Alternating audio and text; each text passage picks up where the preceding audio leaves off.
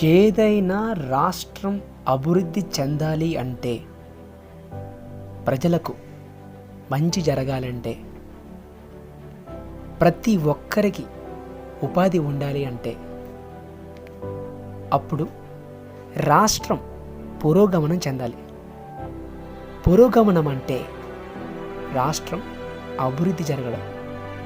కానీ ఇప్పుడున్న పరిస్థితుల్లో కూటమి ప్రభుత్వం ఏర్పడిన తర్వాత రాష్ట్రం యొక్క వాణిజ్య సంపద ఇప్పుడు తిరోగమనం చెందింది.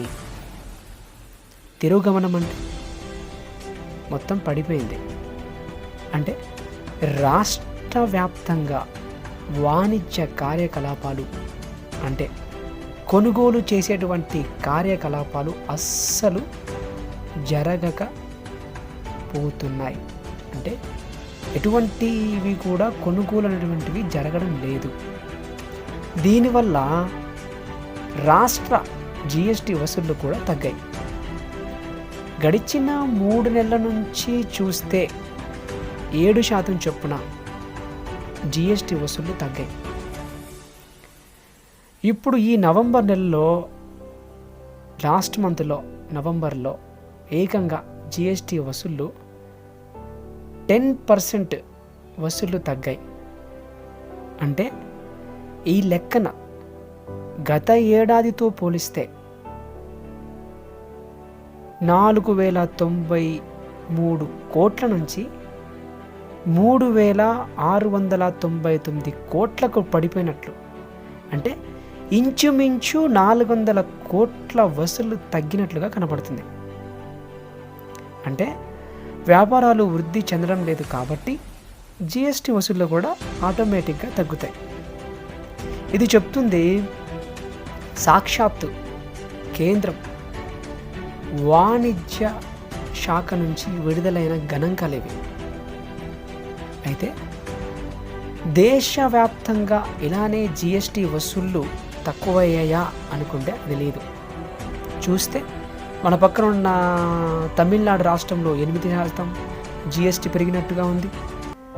అటు కర్ణాటకలో 15%, కేరళలో 10%, మన పక్కనున్న తెలంగాణలో కూడా 3% జిఎస్టి వృద్ధి చెందినట్లుగా కనపడుతుంది. అంటే మన దక్షిణాది రాష్ట్రాల్లో మనమే జిఎస్టి వసూల్లో ఆదాయం తగ్గినట్లుగా స్పష్టంగా కనపడుతుంది. ఇది వాస్తవం. నవంబర్ నెలలో వివిధ రాష్ట్రాల నుంచి జిఎస్టి ఆదాయం ఏ విధంగా పెరిగిందో ఒకసారి చూడండి. కర్ణాటకలో 15% జిఎస్టి పెరిగినట్టుగా ఉంది. కేరళలో 10% పెరిగింది. తమిళనాడులో వచ్చేసి 8% పెరిగింది. తెలంగాణలో వచ్చేసి 3% పెరిగింది. ఒక్క ఆంధ్ర రాష్ట్రంలోనే మైనస్కి పోయింది. 10% మైనస్కి పోయింది. గత వైఎస్ఆర్సీపీ హాయంలో జిఎస్టి వసూళ్లలో చూసుకుంటే అత్యధిక వృద్ధి రేట్లు నమోదైనట్టుగా కనపడుతున్నాయి. దానికి వాళ్ళు కారణం ఏం చూపిస్తున్నారంటే సంక్షేమ పథకాలు అమలు పరచడం వల్లే ప్రజల్లో కొనుగోలు శక్తి పెరిగింది. ఆటోమేటిక్గా కొనుగోలు కూడా పెరుగుతాయి. దానివల్ల ఆదాయం పెరగడం, జిఎస్టి వసూళ్లు కూడా పెరిగాయి. ఇప్పుడు ఈ జిఎస్టిలో కూడా కేంద్రానికి ఇవ్వాల్సినటువంటివి వసూళ్ళలో ఇవ్వాల్సిన వాటాలు కూడా ఉంటాయి.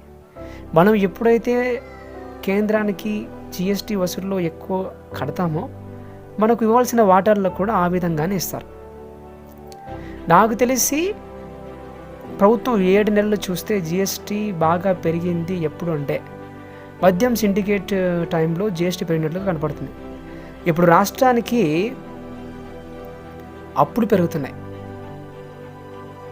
దీనికి తోడు జిఎస్టి కూడా పడిపోతుంది. కానీ ఇంకొక ముఖ్యమైన విషయం ఏంటంటే వైసీపీ హాయంలో ఈ జిఎస్టి పెరగడానికి గల కారణాలు ఏంటి అని చూస్తే బాగా గమనించండి. మద్యం కానీ ఇసుక కానీ జగన్ ప్రభుత్వం అమ్మడం వల్ల గవర్నమెంట్కి ఆదాయం పెరిగింది. అప్పట్లో మద్యం కానీ ఇసుకలు కానీ రేట్లు బాగా పెరిగాయి. మీరు బాగా గమనించారు లేదు. ప్రజలు అవసరానికి మించి ఖర్చు చేసి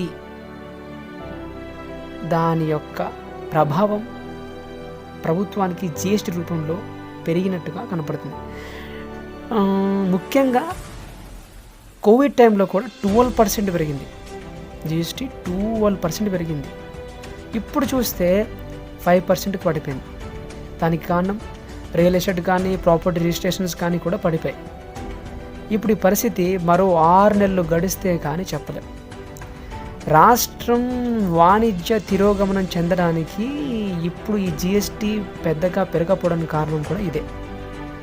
రాష్ట్రం పురోగమనం చెందాలి అంటే అభివృద్ధి చెందాలంటే కొద్దిపాటి సమయం ఇవ్వాలి, రాష్ట్రానికి పెట్టుబడులు రావాలి, దానికి తగ్గట్టుగా డెవలప్మెంట్లు జరగాలి, ఉపాధి జరగాలి. అప్పుడు జిఎస్టీ పర్ఫెక్ట్గా వసూళ్ళు జరుగుతాయి. ఆ యొక్క జిఎస్టీని పర్ఫెక్ట్గా ప్రజలకి పంచడం వీలవుతుంది. 6 నెలలు తిరగక ముందుకే సూపర్ సిక్స్ ఇవ్వలేదు అని చెప్పేసి ప్రతిపక్షాలు పెద్ద డైలాగులు కొడుతుంది. అప్పుల ద్వారా సంక్షేమ పథకాలు ఇచ్చి దీన్ని వసూలు చేసి జిఎస్టీని వసూలు పెరిగాయని చెప్పుకోవడం కరెక్ట్ కాదేమో.